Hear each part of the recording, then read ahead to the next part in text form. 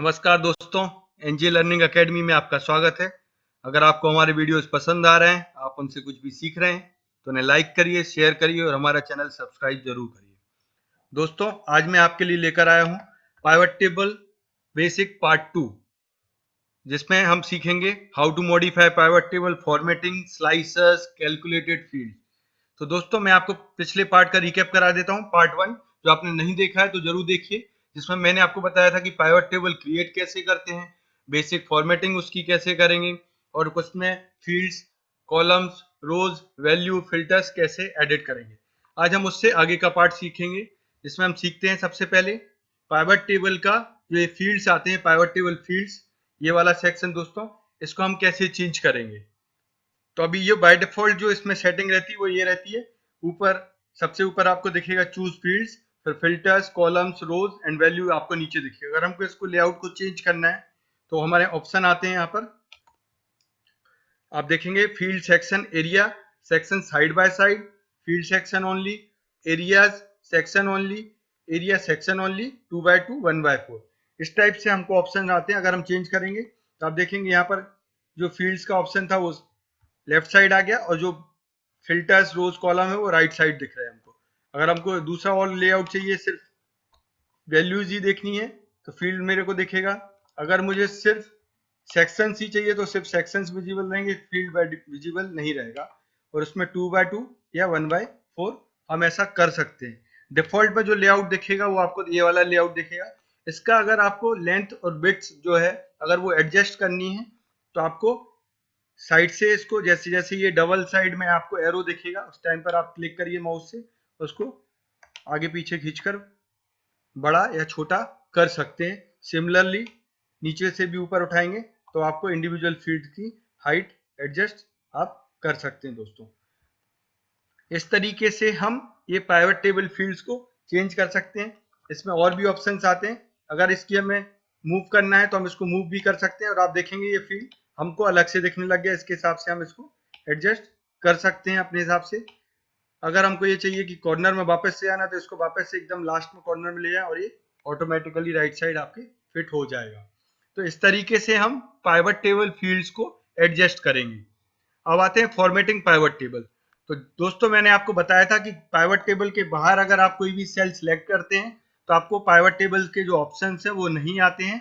अगर आपको pivot table के ऑप्शंस चाहिए तो पाइवट टेबल के किसी भी एक सेल के ऊपर क्लिक करेंगे। जैसे ही आप क्लिक करते हैं तो आपको ये पाइवट टेबल फील्ड्स और ये टैब में दो नए टैब दिखते हैं, वो पाइवट टेबल टूल्स के अंदर में एनालाइज और डिजाइन। तो हम देखेंगे सबसे पहले फॉर्मेटिंग टेबल। तो डिजाइन पर जाएंगे, डिजाइन पर आपको ऑप्शंस दिख रहे हैं। तो एक देखिए पाइवट टेबल स्टाइल्स। तो पाइवट टेबल स्टाइल्स में ऑलरेडी पहले से जो स्टाइल है वो प्री फिल्ड स्टाइल आपको मिल जाएंगी। अगर आपको कोई नया स्टाइल बनाना तो आप वैसा बना सकते हैं। जैसे कि इसमें बहुत सारे डार्क में अगर थीम में जाएंगे तो कोई भी स्टाइल आप सिलेक्ट करेंगे तो ऑटोमेटिकली फॉर्मेटिंग उसकी हो जाएगी। अगर आपको मैनुअली उसको चेंज करना है तो आप मैनुअली उसको हाइट सिलेक्ट करिए और उसका फॉर्मेटिंग चेंज हो जाएगा। दोस्तों, इसमें ध्यान ये रखना है कि जब भी आप पाइवट टेबल के फॉन्ट या उसका कलर या सेल की फॉर्मेटिंग चेंज करते हैं तो आप उसको पूरा सिलेक्ट करिए। जैसे अगर मैं पाइवट टेबल पूरा सिलेक्ट करूंगा, कंट्रोल ए प्रेस, पाइवट टेबल के किसी एक सेल को सिलेक्ट करिए, उसके बाद कंट्रोल ए प्रेस करिए तो पूरा पाइवट टेबल सिलेक्ट हो गया। उसके बाद अगर मैं इसका फॉन्ट चेंज करता हूं तो आप देखेंगे इसका फॉन्ट चेंज हो गया। उसके बाद अगर मैं पाइवट टेबल को रिफ्रेश मारता हूं तो पाइवट टेबल को रिफ्रेश कैसे करते हैं, अगर मैंने कोई भी मास्टर टेबल में कोई डेटा चेंज किया और मुझे पाइवट टेबल में अपडेट करना तो उसको रिफ्रेश करूंगा, राइट क्लिक, और आप देखेंगे रिफ्रेश का ऑप्शन आया। तो इधर से मैं रिफ्रेश करूंगा तो आप देखेंगे इसका फॉन्ट का कलर चेंज नहीं हुआ है। अगर मैनुअली मैं किसी एक फॉन्ट का स्टाइल चेंज कर देता, उसके बाद मैं अगर रिफ्रेश मारता हूं तो उसका फॉन्ट का कलर जो भी मैंने चेंज किया है फॉन्ट वो सेम का सेम रहेगा। अब मुझे अगर फॉन्ट के साथ साथ अगर आप डिजाइन में देखेंगे यहाँ पर और भी ऑप्शन आ रहा है। रो हेडिंग चाहिए मुझे कि नहीं चाहिए। अगर मैंने रो हेडिंग हटा दिया तो रो हेडिंग गायब हो जाएगी। कॉलम हेडिंग्स अगर मैं हाइड करता हूँ तो कॉलम हेडिंग्स जो है वो यहाँ पर आपको जिस टाइप का ये फॉर्मेट दिख रहा है आप देखेंगे। अभी देखो कॉलम हेडिंग सिलेक्ट करेंगे तो आपका कॉलम्स का हेडिंग फॉर्मेट हो जाएगा। सिमिलरली अगर रो का हेडिंग्स अगर मेरा इधर पर रहता, उसको मैं सिलेक्ट करता, उसके लिए मुझे फॉर्मेट सिलेक्ट करना पड़ेगा रो हेडिंग वाला। अगर मैंने ये रो हेडिंग वाले फॉर्मेट सिलेक्ट किए और इधर से मैं रो हेडिंग से टिक हटा देता हूँ तो आप देखेंगे रो में से जो फॉर्मेटिंग है वो हट जाती है। अगर मैं रोज पर क्लिक करता हूँ तो रो में फॉर्मेटिंग आ जाएगी। तो इस तरीके से ये फॉर्मेटिंग मैं कर सकता हूँ। फिर आता है बैंडेड रोज। बैंडेड रोज मतलब कि अल्टरनेट रो का कलर जो है वो चेंज कर देगा, बैंड जैसा दिखेगा। जैसे ही मैंने बैंडेड रो पर क्लिक किया तो आप देखेंगे कि अल्टरनेट रो का जो कलर है, एक का डार्क एक का लाइट कलर में फॉर्मेट उसने कर दिया है। अगर मैं बैंडेड कॉलम में क्लिक करूंगा तो अल्टरनेट कॉलम का लाइट डार्क में वो चेंज कर देगा। तो या तो मैं बैंडेड रो रखता हूं या मैं बैंडेड कॉलम रख सकता हूं दोस्तों। तो इस तरीके से मैं पाइवट टेबल को जिस भी लुक में चाहता हूं उसमें कन्वर्ट करके अपने हिसाब से बना सकता हूं। अभी ये तो हो गया नॉर्मल कलर फॉर्मेटिंग की। फिर आता है कि अगर मुझे चाहिए कि हर एक उस टोटल के बाद हर एक कॉलम के बाद एक ब्लैंक लाइन इंसर्ट करनी है मुझे, मींस जैसे ये चैनल पार्टनर्स है तो मैं जैसे blank insert blank line after each item, तो हर एक आइटम के बाद में ये ब्लैंक लाइन एक इंसर्ट कर देगा। वो कैसे करेगा दोस्तों? अगर मैंने यहाँ पर सेगमेंट के बाद अगर मैं चाहता हूं इधर पे कंट्री को मैं इधर ऐड करता हूं, कंट्री देन सेगमेंट, तो आप देखेंगे जैसे ही यहाँ पर दो मैंने कॉलम ऐड किए हैं रोज में, तो आप देखेंगे यहाँ पर जैसे ही कनाडा खत्म होता है उसके बाद एक ब्लैंक रो ऑटोमेटिकली इंसर्ट कर दी है। अगर मुझे ये नहीं चाहिए तो मैं इधर पर रिमूव ब्लैंक रो आफ्टर ईच लाइन, इसको रिमूव करूंगा तो ब्लैंक रो हट जाएगी। फिर आते हैं रिपोर्ट लेआउट में। ये लास्ट टाइम मैंने ऑलरेडी बता दिया आपको कि कैसे मुझे कॉम्पैक्ट फॉर्म में देखना है। तो मैं क्लिक करूंगा तो सारी जो रो लेबल्स हैं वो एक ही कॉलम में आ जाएंगे और आपको जो रिपोर्ट है वो कॉम्पैक्ट फॉर्म में दिखेगी। अगर मुझे चाहिए पूरा डिटेल में तो मैं आउटलाइन में जाऊंगा तो अलग अलग कॉलम्स में दिखेगी। अगर मैं उसमें टेबुलर में कराऊंगा तो टेबुलर में और आउटलाइन में डिफरेंस ये हो जाता है कि आउटलाइन में जो आपका टोटल से उस रो में आपको कोई भी सेगमेंट नेक्स्ट कॉलम की वैल्यू नहीं मिलेगी, लेकिन अगर आप टेबुलर फॉर्म में रखेंगे तो आपका रो का जो ये वाला पार्ट है, ये वाली रो ऊपर शिफ्ट हो जाएगी और ये ब्लैंक रो जो आ रही है जिसमें टोटल दिख रहा है वो नीचे शिफ्ट हो जाएगा। तो मैं इसको चेंज करता हूँ टेबुलर में, तो आप देखेंगे टोटल नीचे आ गया, आपका जो टेबल है एज ए टेबुलर फॉर्मेट जैसी आ गई है। फिर आता है ग्रांड टोटल। ग्रांड टोटल दोस्तों अभी जैसे आप देखेंगे यहाँ पर हमें जितने भी कॉलम्स हैं उनका ग्रांड टोटल मिल रहा है और माफ कीजिए रोज का ग्रांड टोटल मिल रहा है, और नीचे जो हमें अगर सबसे नीचे जाएंगे यहाँ पर ग्रांड टोटल मिल रहा है मुझे कॉलम्स का। अगर मैं ग्रांड टोटल्स में ऑफ कर दूं रोज एंड कॉलम्स के लिए तो आप देखेंगे नीचे से भी ग्रांड टोटल हट गया है और यहाँ पर से भी ग्रांड टोटल का कॉलम चला गया है। अगर मुझे ग्रांड टोटल सिर्फ रो में चाहिए तो मैं लिखूंगा ऑन फॉर रोज ओनली, तो आप देखेंगे यहाँ पर हर एक रो के लिए ग्रांड टोटल आ गया। अगर मुझे ग्रांड टोटल सिर्फ कॉलम के लिए चाहिए तो मैं सिलेक्ट करूंगा ऑन फॉर कॉलम्स ओनली, तो आप देखेंगे नीचे हर एक कॉलम का ग्रांड टोटल आ जाएगा। फिर बात करते हैं सब टोटल की। सब टोटल क्या है दोस्तों? हर एक कैटेगरी के लिए एक टोटल हमको मिलता है, उसको बोलते हैं सब टोटल। अगर मुझे ये सब टोटल नहीं चाहिए तो मैं इधर पे मैं सिलेक्ट करूंगा डू नॉट शो सब टोटल और आपका टेबल एकदम सिंपल फॉर्मेट में आ जाएगा। लेकिन अगर मुझे चाहिए कि कनाडा मींस कंट्री वाइज मुझे सब टोटल दे तो यहाँ पर मैं सब टोटल के ऊपर जाऊंगा, शो ऑल सब total at the bottom of the group या टॉप ऑफ द ग्रुप। अगर मुझे सारे नहीं देखने हैं, अगर मैं इस पे करता हूँ show all the sub totals at the bottom of the group, तो आप देखेंगे यहाँ पर कनाडा के जितना भी मींस कंट्री वाइज हमको सारे सब टोटल दिखने लग गया। अगर मुझे सेगमेंट वाइज सब टोटल चाहिए तो सेगमेंट वाइज तो ऑलरेडी आपको दिख ही रहा। अगर मैं इसमें एक और फील्ड ऐड करता तो आपको सेगमेंट का भी अलग से सब टोटल मिलने लगता। ये तो था फॉर्मेटिंग का सब टोटल। अभी रिपोर्ट लेआउट हमने देख लिया। अब हम बात करेंगे इसमें हमको फिल्टर लगाना है। तो फिल्टर कैसे लगाते हैं दोस्तों? यहाँ पर हमें एक फ्लेक्सिबिलिटी मिलती है, हम कॉलम्स में भी फिल्टर लगा सकते हैं।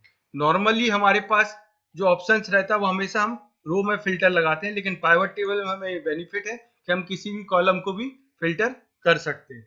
फॉर एग्जाम्पल अभी यहाँ पर हम देखेंगे रोज में हमें ऑप्शन आ रहा है कंट्री का कि किस कंट्री में हमें फिल्टर लगाना है, सेगमेंट में भी हम फिल्टर लगा सकते हैं, और यहाँ पर हम प्रोडक्ट में अगर मैं चाहता हूँ मुझे मैक्सिको का डेटा नहीं देखना है, हटा दिया मैंने उसको लिस्ट में से, और सेगमेंट में मैं सिर्फ गवर्नमेंट का देखना चाहता हूं, गवर्नमेंट में फिल्टर लगा दिया। और प्रोडक्ट में मुझे वीटीटी का डेटा नहीं चाहिए तो मैं उधर से भी फिल्टर लगा सकता हूँ। तो दोस्तों यहाँ पर आप रो और कॉलम दोनों में फिल्टर लगा सकते हैं। ये बहुत ही अच्छी बात है पाइवट टेबल्स की, जो आपको नॉर्मल टेबल्स में ये फैसिलिटी नहीं मिलती है। फिर हम बात करेंगे सॉर्टिंग की। तो सॉर्टिंग में एक सबसे अच्छी बात जो पाइवट टेबल्स की है कि पाइवट टेबल्स हमेशा ऑटो सॉर्टिंग कर देता है। ऑटो सॉर्टिंग का मतलब दोस्तों, जैसे ही मैं कोई फील्ड ऐड करता हूं वो ऑटोमेटिकली स्मॉल टू लार्जेस्ट या फिर ए टू जेड उसको सॉर्टिंग करके हमें प्रोवाइड करता है। उसके बाद जैसे जैसे हम उसमें फर्दर रोज में यहाँ पर फील्ड ऐड करते जाएंगे, उनका भी वैसे ही फॉर्मेट में वो सॉर्टिंग करके देता है। फिर भी अगर आपको अलग से कोई सॉर्टिंग करनी तो आप इसमें जाएंगे, यहाँ पर सॉर्ट में Z to A करेंगे तो आपको Z to A आ जाएगा। और नेक्स्ट कॉलम में भी अगर आपको Z to A करना है तो इसमें भी आप Z to A सिलेक्ट करेंगे तो इसमें भी आपका सॉर्टिंग हो जाएगा। तो मल्टीपल फील्ड की सॉर्टिंग आपको इंडिविजुअली हर एक फील्ड में मिल जाती है। ये फैसिलिटी आपको नॉर्मल टेबल्स में नहीं मिलती। अगर नॉर्मल टेबल में आपने किसी भी एक कॉलम में सॉर्टिंग की है तो दूसरे कॉलम की सॉर्टिंग रीसेट हो जाती है। दोस्तों यहाँ पर अब हम बात करते हैं कैलकुलेटेड फील्ड की। कैलकुलेटेड फील्ड क्या होता है दोस्तों, जब भी हमें पाइवट टेबल में कोई ऐसा फील्ड जो हमारी मास्टर टेबल में नहीं, जहां से हम डेटा ला रहे हैं और हमें इधर पे उसको अलग से कैलकुलेट करना है, तो हम पाइवट टेबल में भी वो फील्ड जनरेट कर सकते हैं और कैलकुलेटेड फील्ड बना सकते हैं। तो कैलकुलेटेड फील्ड कैसे बनाएंगे, अभी हम कॉलम्स में से इसको हटा देते हैं प्रोडक्ट्स को। अभी मेरा कंट्री, सेगमेंट और सम ऑफ प्रॉफिट मेरे पास है। अभी मैं लिखा लूंगा ग्रॉस सेल्स। ग्रॉस सेल्स को मैं रखता हूं ग्रॉस सेल्स और सम ऑफ प्रॉफिट। अभी मुझे निकालना है कि मेरा जो प्रॉफिट है ग्रॉस सेल्स का कितना परसेंटेज, अगर ये मुझे निकालना है तो मैं कैसे निकालूंगा। मैं यहाँ पर आप देखेंगे एनालाइज और डिजाइन दो फील्ड होते हैं। एनालाइज में मैं जाऊंगा, यहाँ पर फील्ड आइटम्स सेट्स ये ऑप्शन दिया हुआ है, इस पर ऊपर मैं क्लिक करता हूं। फिर इसमें मैं लिखता हूं percentage profit of gross sales. इसमें जाने के बाद मैं यहां पर फॉर्मूला क्या लिखूंगा, profit divide by sum of gross sales multiply by 100। अगर मैं मल्टीप्लाई बाय 100 नहीं करता हूं तब भी मैं इसको ऐड कर देता हूं और प्रेस ओके। तो आप देखेंगे यहां पर मेरा नंबर्स आ गए। अभी आप देखेंगे इसका फॉर्मेट करेंसी फॉर्मेट में मुझे डिस्प्ले हो रहा है, डॉलर दिख रहा है, लेकिन मुझे तो ये परसेंटेज में चाहिए, तो मैं इसका फॉर्मेटिंग चेंज करना पड़ेगा। तो यहाँ हम सीखेंगे फॉर्मेटिंग कैसे चेंज करते हैं। उसके दो तरीके हैं। एक तो मैं इधर डबल क्लिक करूंगा इसके ऊपर, जैसे ही मैं डबल क्लिक करता हूं मुझे वैल्यू की फील्ड सेटिंग ऑप्शन ओपन हो जाता है। यहाँ पर मुझे उसका सम प्रॉफिट का नंबर फॉर्मेट चेंज करना है, तो आप देखेंगे यहाँ पर नंबर फॉर्मेट का ऑप्शन आया, मैं इसके ऊपर क्लिक किया तो यहाँ से मुझे ऑप्शंस दिख रहे हैं जो जैसे मैं नॉर्मल नंबर फॉर्मेटिंग करता हूं, यहाँ पर भी मैं परसेंटेज के ऊपर जाकर प्रेस ओके। तो आप देखेंगे अब मुझे जो डेटा है वो परसेंटेज में यहाँ पर दिखने लग गया है। इस तरीके से मैं इसकी नंबर फॉर्मेटिंग चेंज कर सकता हूं।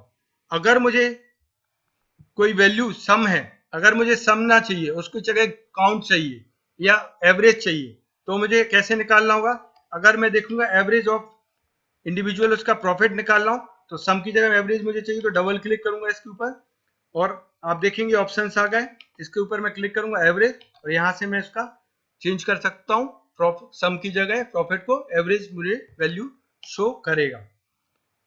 इसको मैं दूसरी तरीके से भी कर सकता हूं, अगर वैल्यू चेंज करनी है तो मैं यहां पर भी जा सकता हूं, वैल्यूज में जाकर ड्रॉप डाउन में वैल्यू फील्ड सेटिंग के ऊपर क्लिक करूंगा, तब भी मुझे सेम ऑप्शंस ओपन हो जाएंगे। इस तरीके से मैं वैल्यू को चेंज फॉर्मेट चेंज कर सकता हूं, उसका किस टाइप से समराइज करना उसको भी चेंज कर सकता हूं। अगर मुझे कोई कैलकुलेशन भी दिखानी है, percentage of grand total column, इस टाइप का भी मैं कैलकुलेशन इसमें smallest to largest indexing value दिखा सकता हूं दोस्तों। इसके बाद अभी मुझे चेंज करना है पाइवट टेबल को। अभी पाइवट टेबल को चेंज कैसे करना है दोस्तों, अभी क्या होता है मेरा जो सारा डेटा आ रहा है इस मास्टर टेबल से मेरा सारा डेटा आ रहा है। अभी मैंने इसमें एक कोई एंट्री, अगर मैं कोई रो कॉपी करके लास्ट में कोई रो ऐड कर देता हूं, अभी तक मेरा जो डेटा था 701 तक था, अभी मैंने 702 रो में एक लाइन ऐड कर दी। अब पाइवट टेबल में मुझे वो डेटा लेकर आना है, तो मैं कैसे लेकर आऊंगा दोस्तों?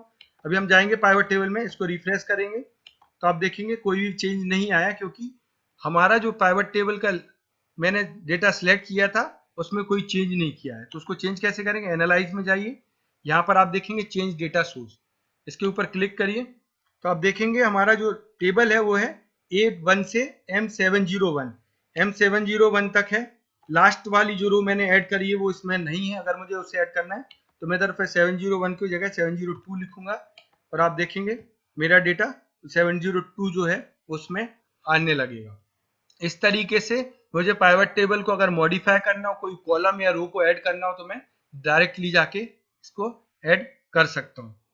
फिर आते हैं दोस्तों ऑप्शन, पाइवट टेबल ऑप्शंस पे। पाइवट टेबल ऑप्शंस जो हैं दोस्तों, इसको बहुत ध्यान से सुनने की जरूरत है, क्योंकि इसमें बहुत ही इंपॉर्टेंट पार्ट रहता है कि हमें पाइवट टेबल में कुछ ऐसी फीचर्स रहते हैं जो मुझे लगता है कि एरर आ रहा है, बट ये क्यों आ रहा है वो मुझे ऐसे पता चलेगा। सबसे पहले आता है लेआउट एंड फॉर्मेट। इसमें हम पाइवट टेबल का लेआउट को सेट कर सकते हैं, जैसे merge and centre cell with label. अगर कोई दो कॉलम में हेडिंग कॉमन है, उसके नीचे हमारा मल्टीपल डेटा आ रहा है, तो उसको वो मर्ज कर दे। एग्जाम्पल के लिए अगर मैं यहाँ पर सेगमेंट को कॉलम्स में ले आता हूं, उसके बाद मैं यहाँ पर जाता हूँ ऑप्शंस में जाऊंगा, इसको टिक करके ओके करता हूँ, तो आप देखेंगे इसने क्या किया, जो सम ऑफ ग्रॉस सेल्स था उसको मर्ज करके किसका सम ऑफ ग्रॉस सेल्स किस किस में है वो ऑप्शंस इसने मुझे यहाँ पर दिखा दिए। तो मेरी टेबल को मर्ज करते कॉलम्स को उसके नीचे किस हेडिंग के अंदर है वो डिस्प्ले करके एक साथ डिस्प्ले कर देता है। सिमिलरली अगर कोई एरर आ रहा है सेल में, उस टाइम पर मुझे क्या वैल्यू शो करनी है, अगर एम्प्टी सेल्स है तो मुझे क्या वैल्यू शो करनी है, इधर पर मैं टाइप करूंगा, उस तरीके से पाइवट टेबल में मुझे वो दिख सकती है। लाइक मुझे NA, अगर एम्प्टी सेल है तो मुझे NA लिखना है, या फिर नो डेटा करके लिखना है तो मैं ऐसा करके लिख दूंगा, और जब भी एम्प्टी सेल आएगी वो डेटा वहां पर मुझे नो डेटा की तरह दिखेगा। फिर आते हैं option auto fit column width on update. ये क्या ऑप्शन है दोस्तों? अगर मैं सेल पाइवट टेबल को रिफ्रेश करता हूं तो ये जो इसकी विड्थ है वो ऑटोमेटिकली एडजस्ट कर देता है। अब मैं पाइवट टेबल को रिफ्रेश करूंगा तो ये उसका जो, जब भी मैं पाइवट टेबल में कुछ भी चेंज करता हूं तो उसकी विड्थ को जो है ऑटोमेटिकली एडजस्ट कर देगा। अगर मुझे ये चाहिए कि इसको ऑटोमेटिक चेंज नहीं करे, तो मैंने जो फॉर्मेटिंग किया है मुझे वही फॉर्मेटिंग चाहिए, तो मैं auto fit column width on update को टिक हटा दूंगा।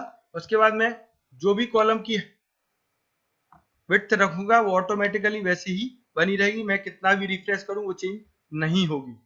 ऐसे ही अगर मैं सेल फॉर्मेटिंग कुछ करके रखा है और मैं चाहता हूँ वो चेंज ना हो, तो मैं इसको हमेशा टिक करके रखूंगा preserve cell formatting on update. अगर मैं इसको हटा देता हूँ तो ये डिफॉल्ट फॉर्मेट जो रहता है पाइवट टेबल का उसमें लेकर आ जाएगा और आपका फॉर्मेट चेंज हो जाएगा। तो हमेशा इनको ऑटो फिट के टिक को हटा के रखें और प्रिजर्व सेल फॉर्मेटिंग के टिक को टिक करके रखें, ताकि आपको कभी भी प्रॉब्लम ना जाए। टोटल्स एंड फिल्टर्स, ये ऑप्शन ऑलरेडी डिजाइन में भी था, सेम टाइप का ऑप्शन आपको इधर पे भी मिल रहा है। फिर आते हैं डिस्प्ले में। डिस्प्ले में आपको एक्सपांड बटन जो आपके इधर पे जो दिख रहे थे, कंटेक्चुअल टिप्स जो टूल टिप आपको दिखती हैं, private table fields, filter drop down, ये सब ऑप्शन आपको इधर पे मिलेंगे। प्रिंटिंग में आपको प्रिंट एक्सपांड कोलैप्स बटन जो है, तो प्लस माइनस बटन अगर आपको प्रिंटिंग में चाहिए तो उसको आप टिक करके रखें। रिपीट करना रो आइटम लेबल, उसको भी प्रिंटिंग में अगर आपको हर आइटम के अगेंस्ट में वैल्यू चाहिए तो वो आपको टिक करके रखें, और अगर टाइटल आपको चाहिए तो उसके ऊपर टिक करके रख सकते हैं। फिर आते हैं डेटा के ऊपर। ये बहुत ही इंपॉर्टेंट पार्ट है क्योंकि यहाँ पर बहुत एरर्स आती हैं। पहला है save source data with file. इसका मतलब ये है दोस्तों, जब भी पाइवट टेबल आप बनाते हैं तो पाइवट टेबल अपने आप में सारा मास्टर डेटा स्टोर करके रखता है। मतलब कि मैंने जो ये पाइवट टेबल बनाया, इसके किसी भी सेल के ऊपर मैं डबल क्लिक करूंगा तो मुझे उस पर्टिकुलर जो वैल्यू है उसका बैकअप मुझे दिखा देगा, पूरी की पूरी टेबल नहीं दिखाएगा, सिर्फ उस वैल्यू का बैकअप दिखाएगा। तो मैंने अभी क्लिक किया था मैक्सिको के स्मॉल बिजनेसेस पे टोटल पर, तो जैसे ही मैंने उस पर डबल क्लिक किया तो स्मॉल बिजनेस मैक्सिको का मुझे उसने पूरा टेबल लाके दे दिया। तो इसका मतलब ये है कि मेरी जो पाइवट टेबल है इसमें उसने पूरा डेटा टेबल में सेव करके रखता है, मास्टर डेटा के साथ लिंक रहता है, लेकिन इंडिविजुअल इस टेबल में भी पूरा का पूरा डेटा उसने स्टोर किया हुआ है। इससे क्या होता है दोस्तों, आपकी एक्सेल सीट की साइज काफी बढ़ जाती है। अगर आपको लगता है कि पाइवट टेबल बनाने से साइज बढ़ गई है, तो आपको इस ऑप्शन को हटा के रखना पड़ेगा। तो अगर मैं पाइवट टेबल ऑप्शंस में जाता हूं और यहाँ पर मैं देखता हूँ डेटा को, अगर मैं इस ऑप्शन को टिक करके हटा के सेव करूंगा, तो आप देखेंगे पाइवट टेबल की साइज जो है अभी के 195 केबी की, अगर मैं इसको सेव करता हूं तो इसमें जो साइज है वो थोड़ा कम हो जाता है, 177 केबी। तो आपका जितना बड़ा डेटा है उतना ज्यादा साइज पाइवट टेबल का डेटा सेव करने से बढ़ जाता है दोस्तों। फिर आते हैं दूसरा ऑप्शन जो आता है एनेबल शो डिटेल्स। दूसरा ऑप्शन जो है, अगर मैं डबल क्लिक करके जो डिटेल मुझे दिख रही थी, अगर मुझे उसको डिसेबल करना है कि मैं डबल क्लिक करूं और कुछ पाइवट टेबल मुझे कोई डेटा नहीं दिखाए, तो अभी मैंने डिसेबल किया, तो आप देखेंगे कि यहाँ पर कोई भी चेंजेस नहीं आ रहा है, मुझे वो डेटा का बैकअप नहीं दिख रहा है। तो इस तरीके से मैं शो डिटेल को भी डिसेबल कर सकता हूं। फिर तीसरा जो ऑप्शन है refresh data while opening the file. तो जब भी आप इस फाइल को बंद करके ओपन करेंगे तो हमेशा पाइवट टेबल को फर्स्ट टाइम पर रिफ्रेश कर दे। ये ऑप्शन बहुत ही अच्छा ऑप्शन होता है कि कई बार हम लोग मैन्युअली रिफ्रेश करना भूल जाते हैं और हमको लगता है कि डेटा अपडेट नहीं हो रहा है, तो उसके लिए सबसे बेस्ट है कि इसको टिक करके रखें। लेकिन अगर आपका सीट का साइज बड़ा है, डेटा बहुत ज्यादा है, तो इस ऑप्शन को डिसेबल करके रखें, अदरवाइज आपका जो एक्सेल सीट है उसको स्टार्ट होने में काफी टाइम लग जाएगा। फिर जो लास्ट ऑप्शन आ रहा है number of items to retain for field. तो दोस्तों ये ऑप्शंस में हमको प्रॉब्लम क्या आती है कि मान लो मेरी पाइवट टेबल में कोई डेटा है, अगर मैं वो डेटा गायब कर देता हूं अपने मास्टर डेटा में से, तब भी मुझे वो ड्रॉप डाउन में दिखता रहेगा।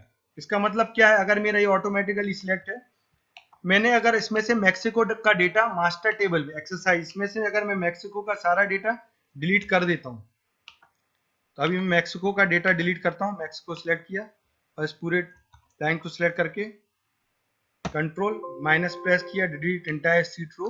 ओके, मैंने ये डेटा डिलीट कर दिया।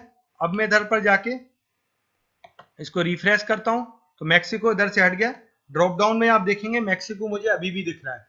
ये क्यों होता है दोस्तों, क्योंकि मेरा पाइवट टेबल में जो है मैंने यहाँ पर डेटा में number of items to retain per field automatic, अगर मैं इसको नन कर दूंगा तो जैसे ही मैं मैक्सिको का डेटा मैंने डिलीट किया, रिफ्रेश करूंगा, तो यहाँ से मैक्सिको अब गायब हो गया।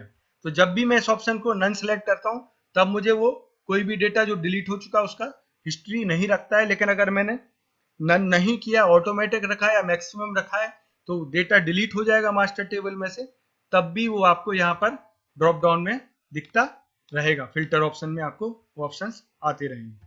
तो ये था आपको किस तरीके से हम पाइवट टेबल के कैलकुलेटेड फील्ड करते हैं, किस तरीके से हम पाइवट टेबल की सेटिंग्स चेंज करते हैं और किस तरीके से हम उसमें मॉडिफाई करते हैं। अब हम सीखेंगे पाइवट टेबल्स में स्लाइसर्स और टाइमलाइंस के बारे में।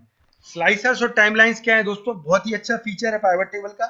जब भी आपको डैशबोर्ड बनाने हो काफी मददगार साबित होता है। और जो आपने अभी यहाँ पर फिल्टर्स का एक ऑप्शन देखा था, और फिल्टर्स के ऑप्शन को नहीं रखना चाहते, पाइवट टेबल का लुक अच्छा बनाना चाहते हैं, तो स्लाइसर्स काफी मददगार साबित हो सकते हैं। तो हम देखते हैं स्लाइसर्स क्या है। सबसे पहले हम पाइवट टेबल फील्ड्स को डिस्प्ले करते हैं। यहाँ पर हमें टेबल को थोड़ा सा एडजस्ट कर लेता हूँ, सिंपल बना देता हूँ। अभी मैंने ये पाइवट टेबल को काफी सिंपल बना दिया है, सिर्फ प्रॉफिट को इधर रखता हूं। इस पाइवट टेबल में अब मुझे फिल्टर लगाना है प्रोडक्ट का। तो प्रोडक्ट तो मेरा डिस्प्ले में नहीं हो रहा है, ना ही मैंने इधर फिल्टर्स में भी ऐड किया है प्रोडक्ट को। अगर मुझे फिल्टर लगाना तो मैं प्रोडक्ट को फिल्टर में ऐड करके यहाँ पर उस पर फिल्टर लगा सकता हूँ, आपको उस हिसाब से डेटा चेंज हो जाएगा। लेकिन काफी बोरिंग रहेगा ये फिल्टर लगाना, काफी बार बार ड्रॉप डाउन सिलेक्ट करना। अगर मुझे ये नहीं करना है तो एक ऑप्शन है बहुत ही अच्छा है, वो है इंसर्ट स्लाइसर। तो मैं एनालाइज में इंसर्ट स्लाइसर के ऊपर क्लिक करता हूं दोस्तों यहाँ पर, और ये आप देखेंगे ऑप्शंस आ गए। कौन सा स्लाइसर मुझे चाहिए, मुझे चाहिए प्रोडक्ट का। इसको सिलेक्ट किया, प्रेस ओके, तो आप देखेंगे मुझे यहाँ पर एक टेबल अलग से आ गई, उसमें मुझे प्रोडक्ट्स दिख रहे हैं। ये स्लाइसर की मदद से मुझे कोई भी फिल्टर लगाना हो मैं सिलेक्ट करूंगा, और आप देखेंगे यहाँ पर मैं फिल्टर लगा रहा हूं, उस हिसाब से डेटा आप चेंज हो रहा है। मोंटेना, पेसियो, वेलो, जैसे ही मैं सिलेक्ट कर रहा हूँ आप देखेंगे यहाँ पर डेटा चेंज होता जा रहा है, तो ये फिल्टर मेरा अपने आप लग जा रहा है। अगर मुझे एक साथ दो चीजें सिलेक्ट करनी हो तो ये मल्टी सिलेक्ट के ऑप्शन में जाऊंगा और मैं एक साथ मल्टीपल चीज सिलेक्ट कर सकता हूँ। ये आपको ऑप्शन 2016 में ही मिलेगा। 2016 के पहले वाले जो वर्जन से उसमें मल्टी सिलेक्ट का ऑप्शन नहीं है दोस्तों। अगर मुझे फिल्टर क्लियर करना हो तो इसके ऊपर क्लिक करूंगा और सारा फिल्टर क्लियर हो जाएगा। इस तरीके से हम जो है स्लाइसर्स को बना सकते हैं। और स्लाइसर की सेटिंग को चेंज करना हो तो आप जाएंगे स्लाइसर सेटिंग में, इसमें आपको ऑप्शन आएंगे, इसका नाम क्या डिस्प्ले करना है। अगर आपको डिस्प्ले नहीं करना है तो डिस्प्ले हेडर में से टिक हटा देंगे। Ascending, descending, hide items with no data, अगर कोई डेटा नहीं तो मुझे इधर ऑप्शंस में नहीं दिखे, अगर मैं इस पर क्लिक करता हूं तो जो भी डेटा अगर मेरा डिलीट हो जाएगा। आप देखेंगे हेडिंग चली गई। अगर मुझे हेडिंग वापस लानी तो मैं हेडिंग यहाँ पर लेकर आ सकता हूँ। फिर इसमें पाइवट टेबल में मुझे थोड़ा सा लुक चेंज करना है। अभी सिंगल कॉलम है, 2 कॉलम, 3 कॉलम, इस टाइप से मैं पाइवट टेबल को मॉडिफाई कर सकता हूँ। अब बात करेंगे स्लाइसर्स के बाद नंबर आता है टाइमलाइंस का। टाइमलाइंस क्या होती है दोस्तों? टाइमलाइंस इसमें अच्छा फीचर है। अगर आपके पास कोई डेटा है जिसमें आपके पास डे वाइज बहुत सारा डेटा है, आप उसको देखना चाहते हैं मंथली, ईयरली, तो कैसे देखेंगे दोस्तों? उसके लिए इसमें जाए, इंसर्ट टाइमलाइंस के ऊपर क्लिक करें तो आपको ये बता देगा कि डेट से आपको टाइमलाइन चाहिए। आप डेट सिलेक्ट करेंगे, प्रेस ओके, तो सेम एज स्लाइसर आपको एक टाइमलाइन का विंडो ओपन हो जाएगा। इसमें आपको वो सारा डेटा दिखेगा जितना डेटा आपके मास्टर शीट में है। एक्सरसाइज शीट में आप देखेंगे आपके पास जो डेटा है वो 2014 से 13 से लेकर 2014 का है। तो सेम आपको टाइमलाइन में भी दिखेगा 2013 से लेकर 2014 का डेटा आपको दिख रहा है। अब आपको टाइमलाइन में फिल्टर लगाना है तो जनवरी 14 से लेकर मार्च तक का आप क्लिक करिए तो ये डेटा जो आपको दिख रहा है जनवरी 14 से जनवरी मार्च तक का दिखेगा। तो ये काफी आसान हो जाता है हमको डेटा को टाइमलाइन से फिल्टर करना। अगर आपको मंथ नहीं चाहिए तो यहाँ पर ड्रॉप डाउन में जाए क्वार्टरली, तो आपका डेटा क्वार्टरली एडजस्ट हो जाएगा, तो आप क्वार्टर वाइज फिल्टर लगा सकते हैं। अगर आपको ईयर चाहिए तो आप ईयर वाइज फिल्टर लगा सकते हैं, 2013 का या 2014 का डेटा देखना है। अगर आपको डेज वाइज देखना है तो आप डेज वाइज भी फिल्टर लगा सकते हैं। तो टाइमलाइन को आप किसी भी तरीके से एडजस्ट कर सकते हैं। इससे आपको बहुत ही ज्यादा बेनिफिट हो जाता है कि आपको ड्रॉप डाउन में जाके डेट सिलेक्ट नहीं करनी पड़ती और आपको जिस फॉर्मेट में टाइमलाइन में फिल्टर लगाना है उस टाइमलाइन में आप फिल्टर लगा सकते हैं। दोस्तों आज के लिए इतना ही। एडवांस पाइवट टेबल की आपको मैं अगले पार्ट में अपडेट करूंगा जिसमें मैं आपको एडवांस पाइवट टेबल कैसे बनाते हैं, एडवांस डेटा एनालिसिस कैसे करते हैं और पाइवट टेबल की मदद से डैशबोर्ड कैसे बनाएंगे, मैं आपको आगे बताऊंगा। अगर आपको हमारे वीडियोस पसंद आ रहे हैं, उससे कुछ भी चीज सीख रहे हैं तो आप उन्हें लाइक करिए, शेयर करिए, हमारा चैनल सब्सक्राइब जरूर करें। थैंक यू दोस्तों।